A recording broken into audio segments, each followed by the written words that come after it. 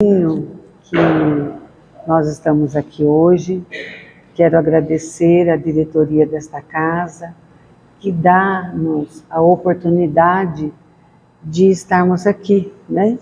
Trazendo um pouquinho da palavra e do tiquinho também de conhecimento, mas que somado a essas doces vibrações que nossa alma experimenta nesse instante, né, que nós possamos então passar alguns momentos que a nossa alma permaneça, né, nessa doce vibração.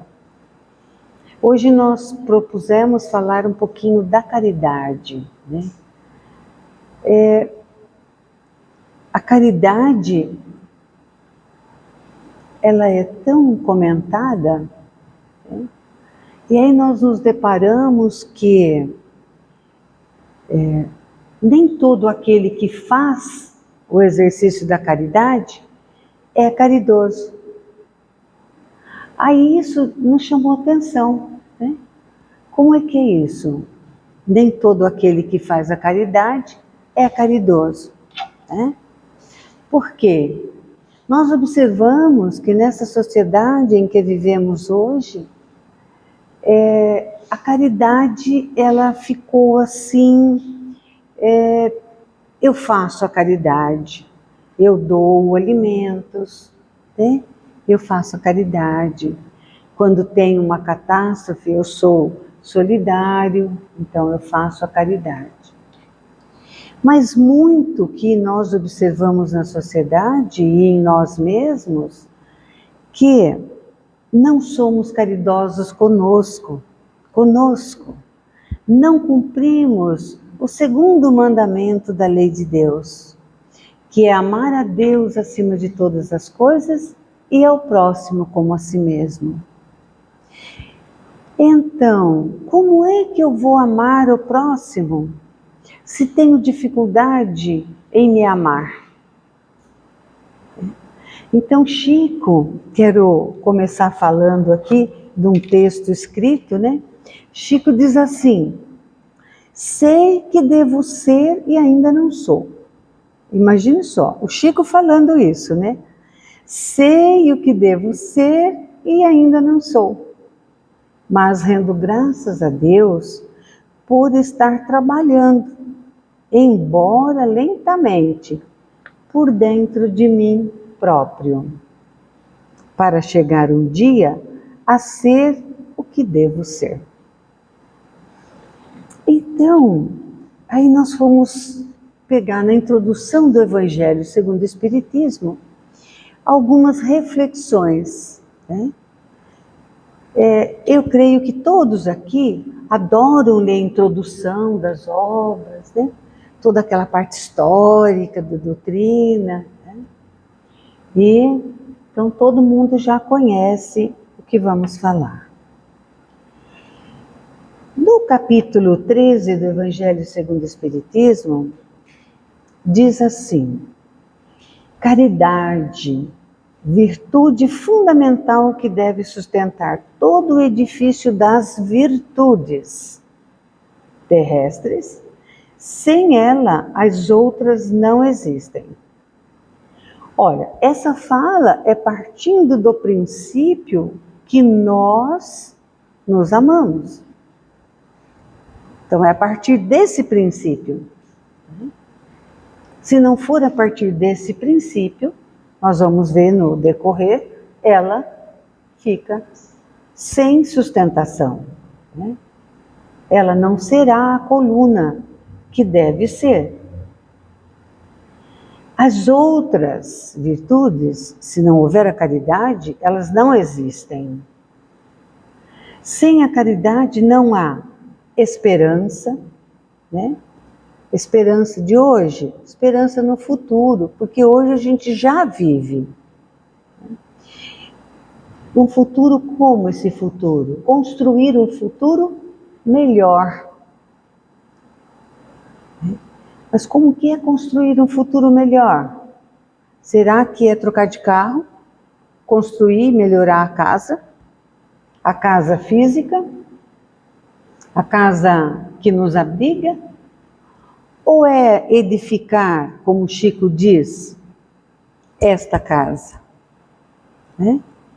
A casa que nós guardamos todos os nossos sentimentos, todas as nossas virtudes.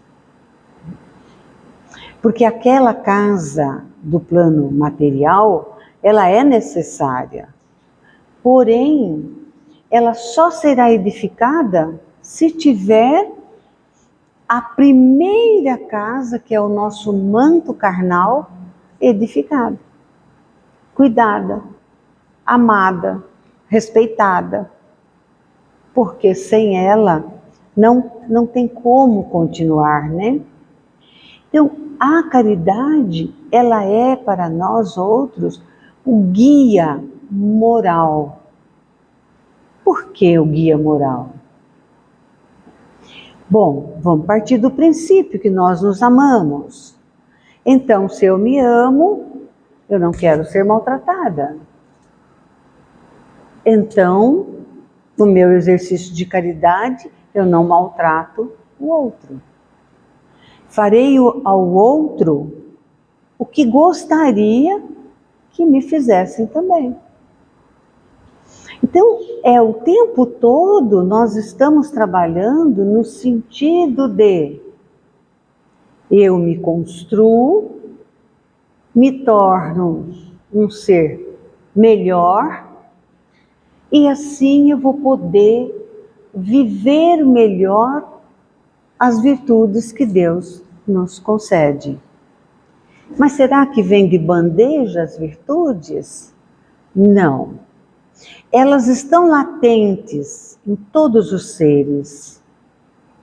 Porém, ela precisa ser despertada, trabalhada, conquistada, como o Chico diz, trabalhando quietinho, né? Mineirinho já fala tudo no diminutivo, né? Trabalhando lá, primeiro nós, para depois servirmos ao outro. Porque se não tivermos estruturas, como é que nós vamos servir? Né? E aí, buscando lá na introdução do Evangelho segundo o Espiritismo, nós vamos encontrar a filosofia socrática. O que Sócrates nos deixou, né? E Platão que escreveu, porque Sócrates não escreveu. Ele apenas, ou tudo, né, falou e Platão registrou.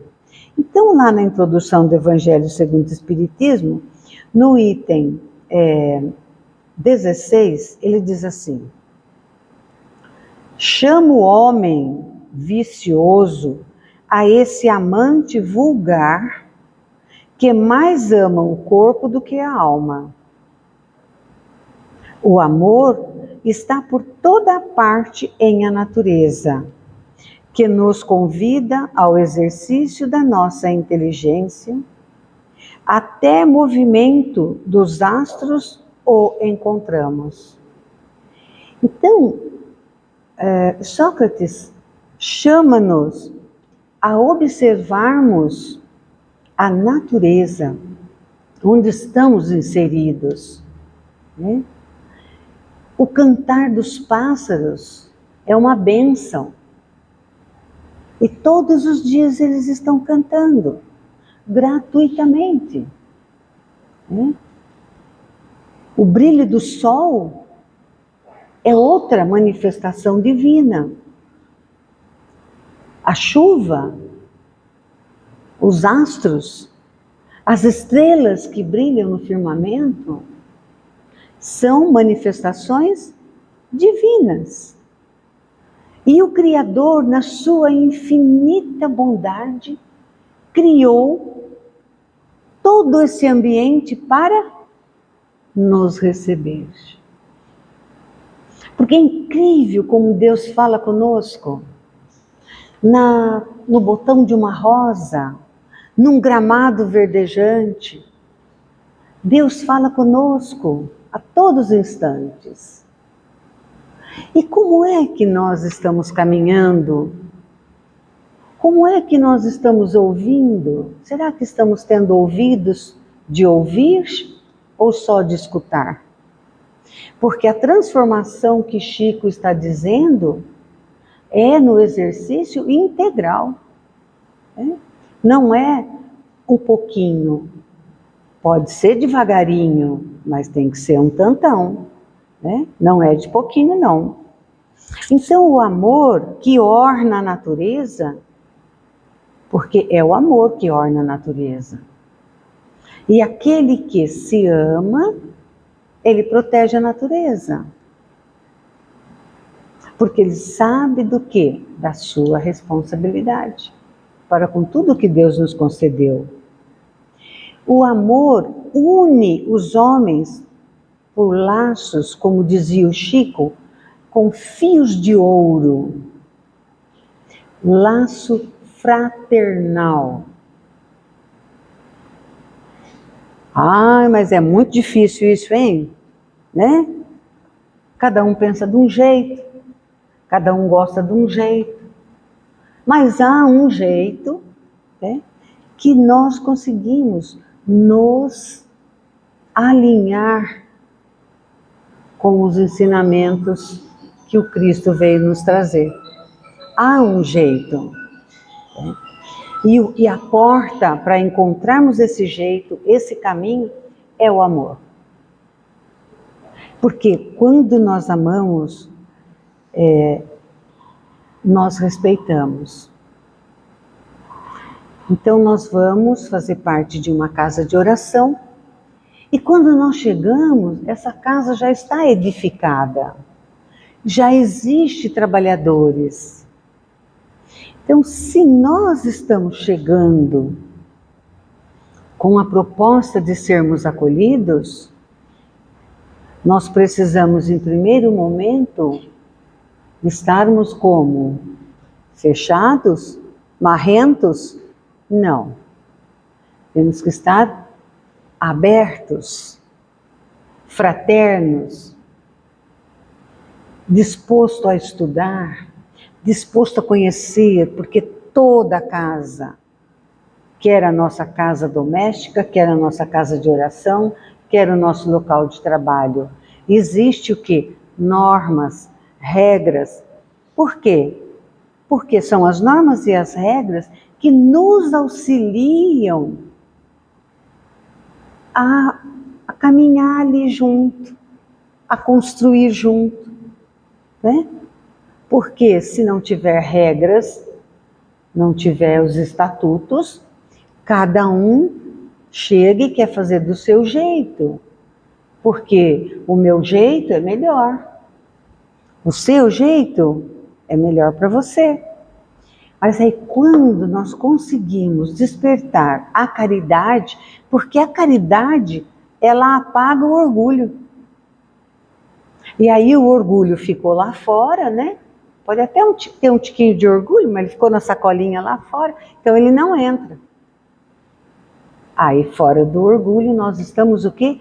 Prontos, né? Então é isso que o Platão registrou da fala de Sócrates. Né?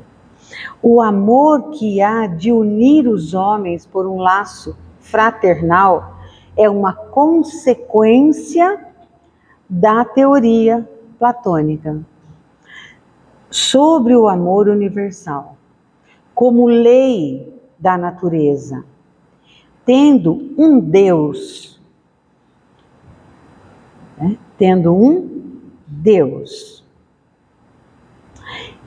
nem um mortal, mas um grande, aqui nós estamos fazendo a tradução evangélica, um grande demônio, né?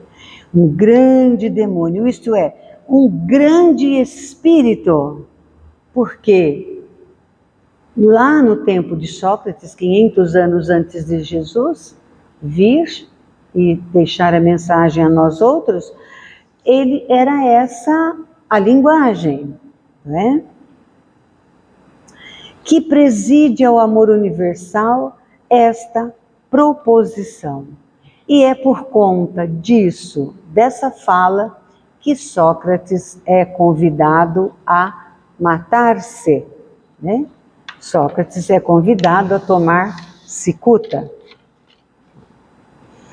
No artigo 17, ele diz assim: a virtude não pode ser ensinada, vem pelo dom de Deus aos que a possuem. A virtude não pode ser ensinada, mas ela pode ser aprendida.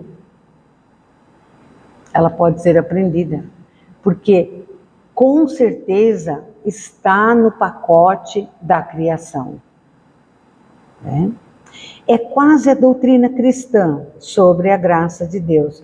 Mas se a virtude é um dom de Deus, é um favor, então, podemos perguntar, por que não é concedida então a todos? Por outro lado, se é um dom, carece de mérito para aquele que a possui. Qual é o mérito? Da conquista. Nada é gratuito. Por quê? Mesmo tendo que trabalhar para conquistar, até quando a gente semeia uma plantinha, nós precisamos trabalhar com ela, precisamos ser bom jardineiro, um jardineiro dedicado, para que ela brote, para que ela rompa a terra, para que ela tenha forças de vir plena. Mas é o quê? Trabalho, conquista. O Espiritismo, ele é mais explícito, dizendo que aquele que possui a virtude a adquiriu por seus esforços em sucessivas existências. Não foi só nessa, não. Nós já fomos bárbaros, né? Hoje a gente está melhorzinho um pouquinho, mas nós já caminhamos bastante, já conquistamos bastante e vamos conquistar muito mais. Porque mesmo quando eu cheguei aqui, né, eu disse assim, estamos a caminho. E quando estamos a caminho e não estamos só, porque tem alguém fazendo exercício da caridade para caminhar conosco. Então, a caridade, ela não pode ser seletiva. E não vou muito com a cara daquela pessoa, né? Esse sentimento já é um sentimento de repulsa. Né? Já estou fazendo o quê? Seleção. Esse eu gosto, esse eu não gosto. Nós podemos fazer seleção das nossas roupas, do alimento que vamos comer. Mas para os nossos irmãos, naturalmente que nós nos aproximamos, geralmente, daquele ambiente que nos satisfaz, que nos dá prazer, para que nós possamos também ser felizes ali. Mas jamais a caridade seletiva. Né? Jamais. Então, despojando-se pouco a pouco das imperfeições, é que nós vamos adquirindo outros, através dos valores, né? Conquistando mais um pedacinho da nossa evolução. E é interessante que Kardec comenta nesse mesmo texto que amar o próximo como a si mesmo, como diz o segundo mandamento registrado por Moisés, e que Jesus veio vivenciá-lo para que nós pudéssemos compreender. Jesus, Deus manda o seu Filho na matéria, igualzinho a todos nós, né? E ele fala por várias vezes, eu não vim mudar a lei evangélica que está registrada, eu vim cumpri-la. Então ele veio dar o exemplo. Então ele diz, amar o próximo como a si mesmo é fazer ao outro. Quem é o outro? A família, né? Lá na família, o exercício da caridade é difícil, porque lá ninguém tem máscaras de bonzinho, de compreensivo, quando na verdade não é. Lá nós somos o que somos. Então, o lar é o exercício de burilamento das nossas vaidades, orgulhos, né? E diz mais também, é a expressão mais completa da caridade, porque resume todos os deveres do homem para com o próximo. Não podemos encontrar guia mais seguro a tal respeito que tomar como padrão do que devemos fazer aos outros aquilo que nós desejamos. Se queremos ser respeitados, respeitemos primeiro. Se queremos a compreensão, sejamos compreensivos. Se queremos ser amados, vamos amar. Né? É fácil todo esse exercício? Não, porque nós temos limite para amar o nosso irmão que não corresponde às nossas expectativas. Amar o bonitinho, o certinho, é fácil. Né? Olhar uma plantação de trigo, tem uns joios ali, vou lá arrancar e jogar fora. Não, deixai que o joio venha. Né? Porque ele é necessário. Lembra-se na passagem das 10 ovelhas? O que faz o bom pastor quando sente falta de uma única ovelhinha?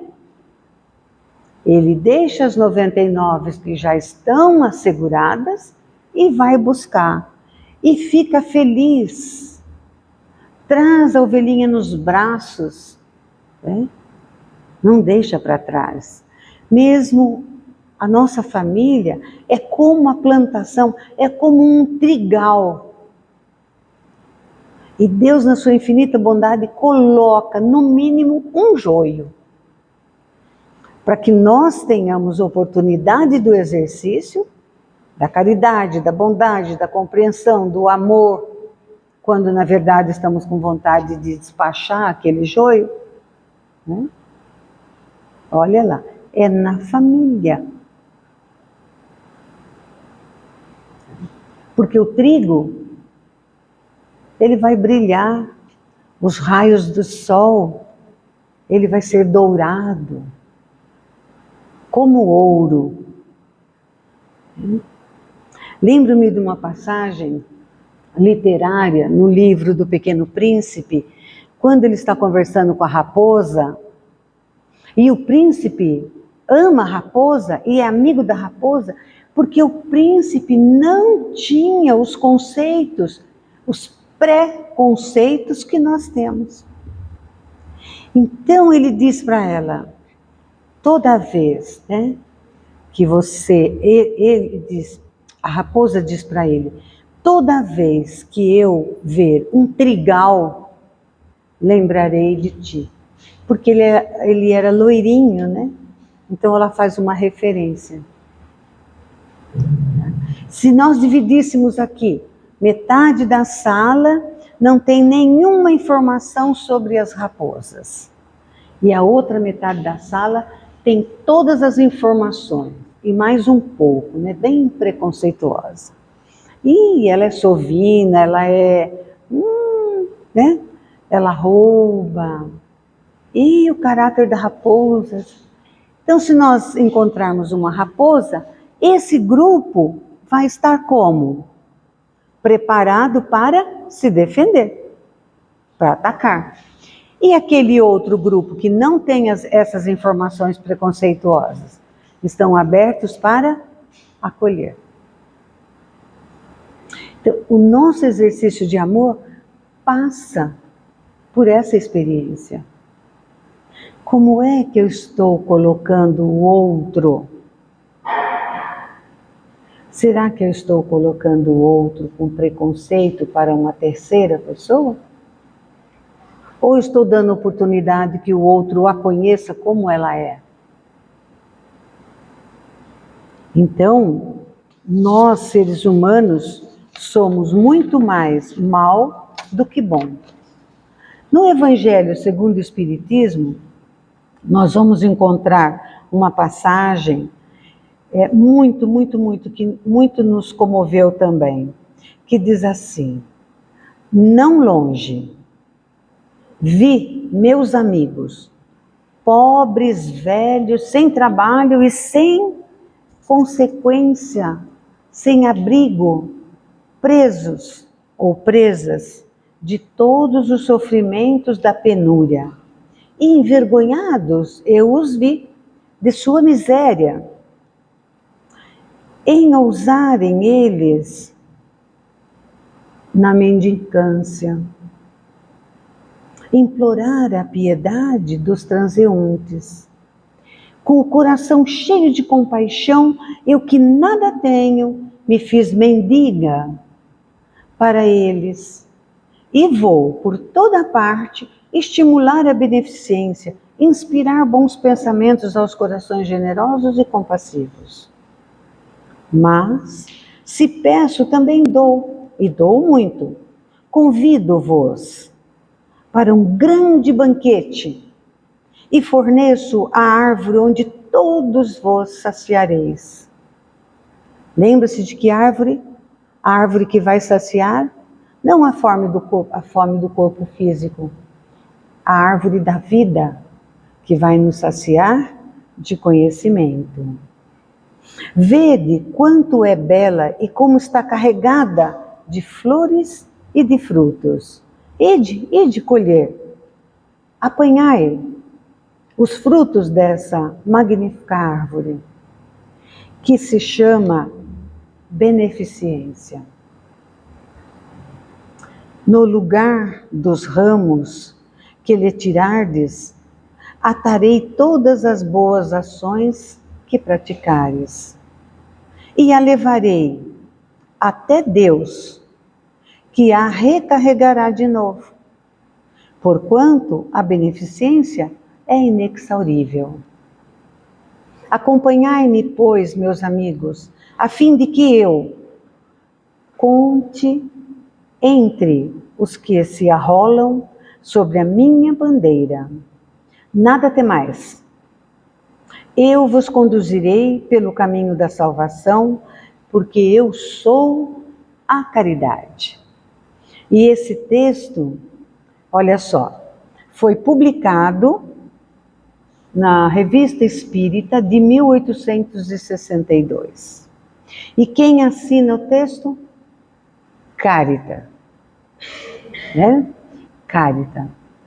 Cárita, não sei se todos sabem, na época de Jesus, logo após, 300 anos depois, ela era cristã, mas viviam aquela sociedade ainda na caça aos cristãos, ainda. E era Cáritas, na época ela chamava Irene, e duas irmãs. Elas foram denunciadas como cristãs. E as irmãs foram pegas primeiro, foram degoladas, foram violentadas. E Irene guarda os livros e vai para a montanha fazer a sua reflexão. E lá ela é caçada e queimada viva. Isso aconteceu 300 anos depois de Cristo. Então, essa Irene que viveu essa experiência reencarna e, numa de suas manifestações após a outra desencarnação, em 1862, ela dá essa mensagem, está no Evangelho segundo o Espiritismo, também tem uma página, é só procurar lá No índice, Caritas, né? Caridade, você já vai encontrar a Caritas. Tá? E também tem o texto, quem quiser, quem gosta de consultar a revista Segundo o Espiritismo, de 1862, numa antevéspera de Natal. Ela dá a mensagem. E no Evangelho segundo o Espiritismo, no capítulo 13, nós vamos encontrar também, aliás, o capítulo 13 é belíssimo, né? Que ali nós vamos encontrar muitos ensinamentos. Bom, o Evangelho todo, mas esse, o 11 e o 13, realmente a mim me comove. Fora da caridade, então, não há o quê? Qual é o lema da doutrina espírita?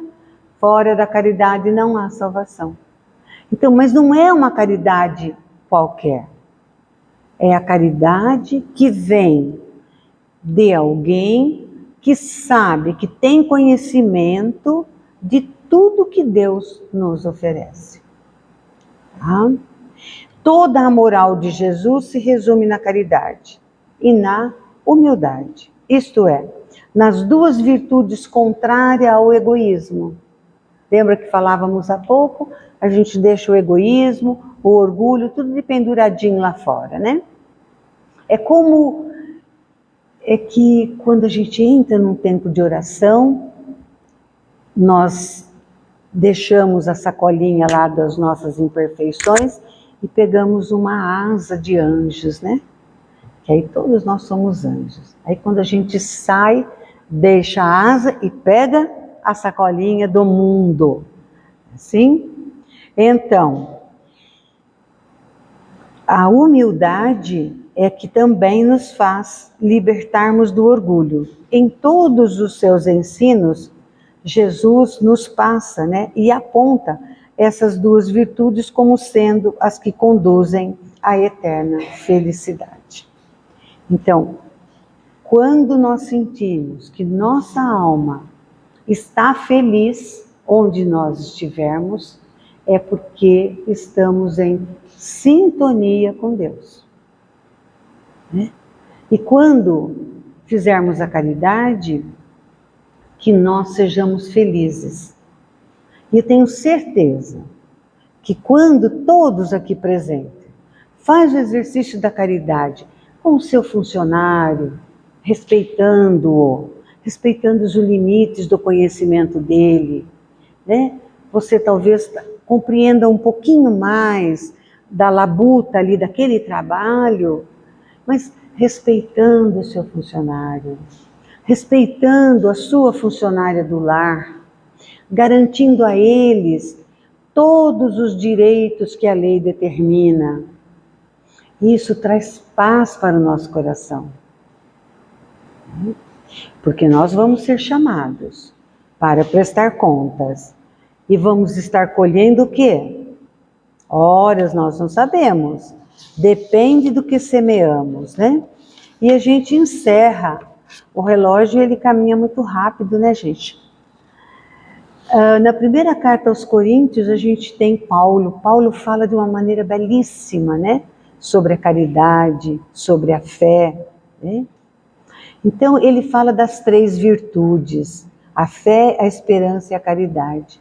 Porque aquele que tem fé no futuro, na construção do dia a dia, é porque ele tem esperança. Se ele tem fé, ele tem esperança, a caridade fecha, né, toda essa construção deste ser. Então, a fé, a esperança e a caridade permanece entre nós e dentro de nós, porque são as excelências. Caridade está lá, muito bem colocada por Paulo na primeira epístola aos Coríntios, mais precisamente no capítulo 13, nos versículos de 1 a 7. Então, nós gostaríamos de encerrar, caminhando já para o encerramento, não poderíamos deixar de passar pelo Livro dos Espíritos, na questão 886. Qual é o verdadeiro sentido da palavra caridade? Como entendia Jesus?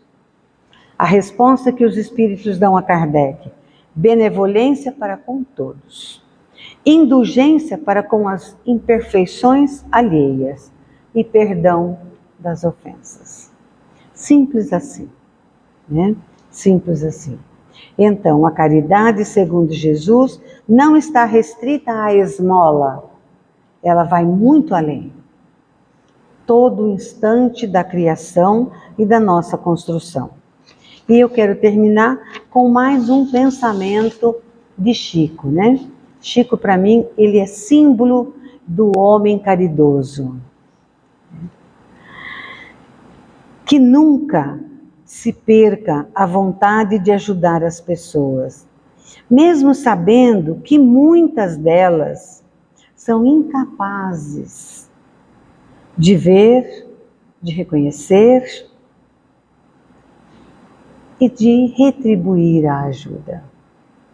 Mas não tem problema, segue fazendo, segue crescendo, segue vendo Deus e ouvindo Deus através da criação. Muitíssimo obrigado a todos, né, que escolheram estar aqui conosco nesta noite. Poderiam ter escolhido. E a Idalina que vem? Não vou não. Mas vocês vieram. Que legal. Muito obrigado por este gesto caridoso. E eu agradeço mais uma vez esta casa pela caridade de me dar oportunidade de falar dos ensinamentos do nosso Mestre Jesus. Muito obrigada. Que a paz de nosso Senhor Jesus Cristo nos envolva agora e sempre. Que assim seja.